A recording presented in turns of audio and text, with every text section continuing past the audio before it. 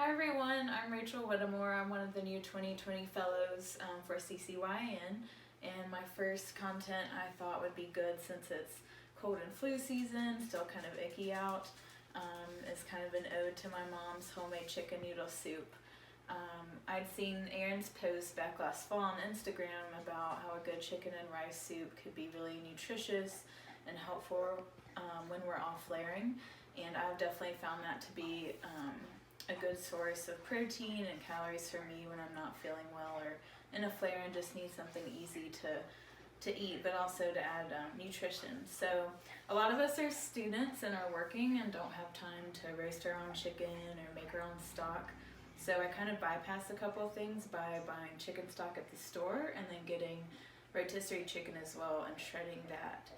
So that's a great way to kind of make things go faster, and then you can kind of add any vegetables you want, spices. I made this recipe where you can kind of add and take away things for your own dietary needs. So you can definitely sub veggie stock for the chicken stock and hold the chicken, add chickpeas or any other veggies, but I'll try to pass along some tips as we go through this, but I think you'll find it's pretty easy and a great soup recipe to share with your family and friends.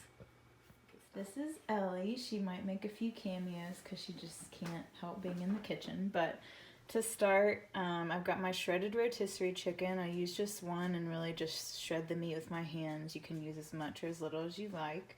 I've got the chicken stock, our spices, pretty much thyme, basil, bay leaf, really anything you want to add. And then a few stalks each of celery, a few carrots, onion, and I really like to add a few cloves of garlic too. I think that really makes it.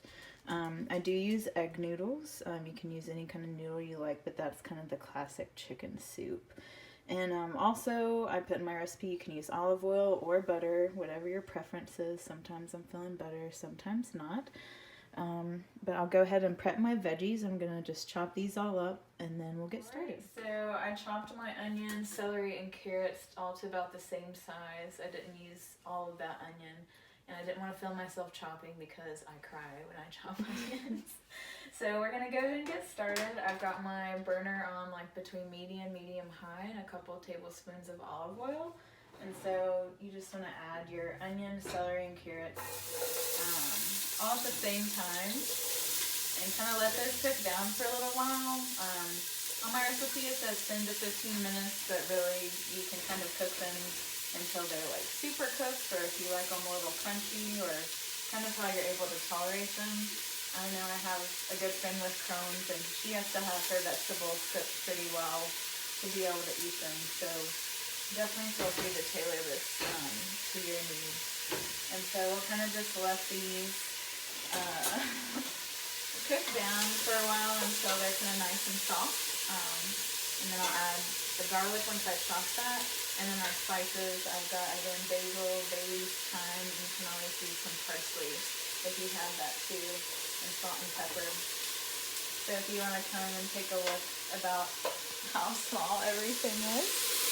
And so just kind of a big stock pot, and we'll just let that cook down. Alright, so it's been about 5 minutes, and so I just went ahead and minced my garlic after I filled it, and then added my thyme, a couple of bay leaves, basil, salt and pepper. So if you need to, you can definitely add a little stock if your veggies are cooking a little too fast, or some more olive oil. So I'm going to let this cook a few more minutes, and then we can start to add our chicken stock. And then over here, I've got a pot of salted water. I'll bring to a boil soon so we can get our noodles done. Alright, so my videographer left. I'm on my own filming a la Chrissy's Vegan. So you can kind of see the veggies have cooked down really nicely. Added a little bit of chicken stock because they were starting to get set to the bottom of the pot. But they cooked down pretty well for about 10 minutes. So I'm going to go ahead and add more of my chicken stock. And really right now just add enough to cover them, because we'll be adding the shredded rotisserie chicken later, but you don't want to add it super early because it'll get kind of chewy and not nice. But you can see all the spices I added. Again, I kind of don't really measure anymore, but in the recipe I kind of specified a few notes that are good.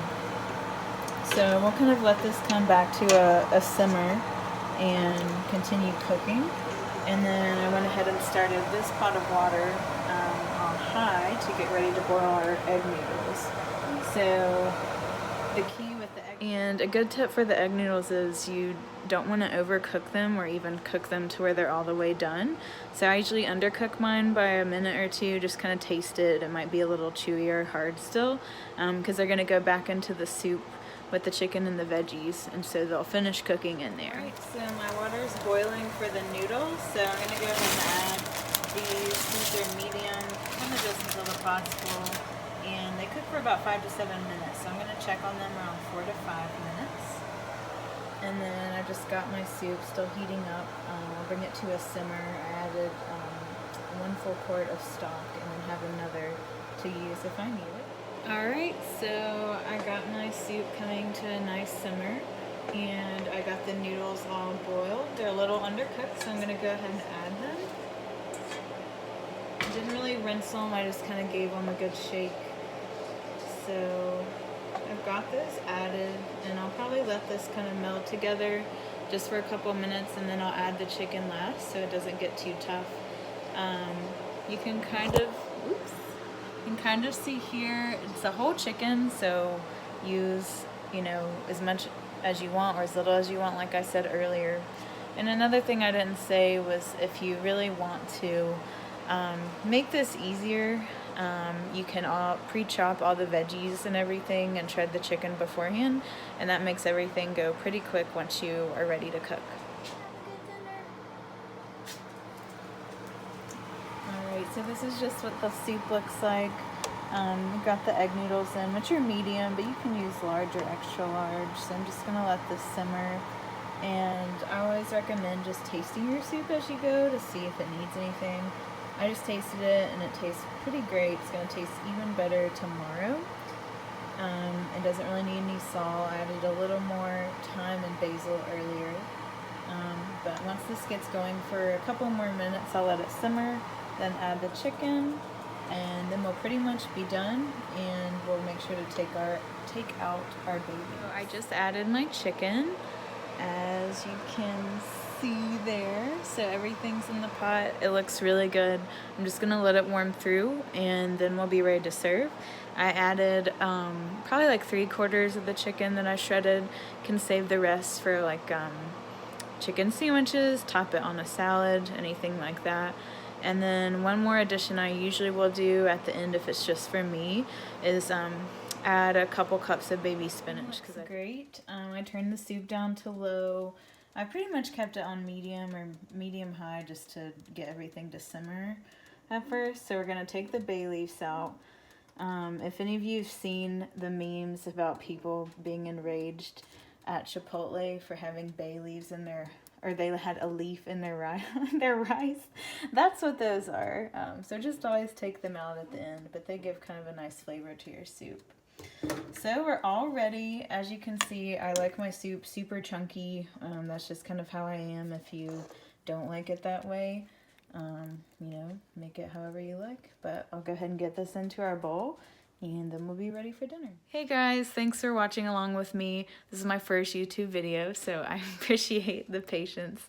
But I think our soup is going to be great. Ellie also approves in the background.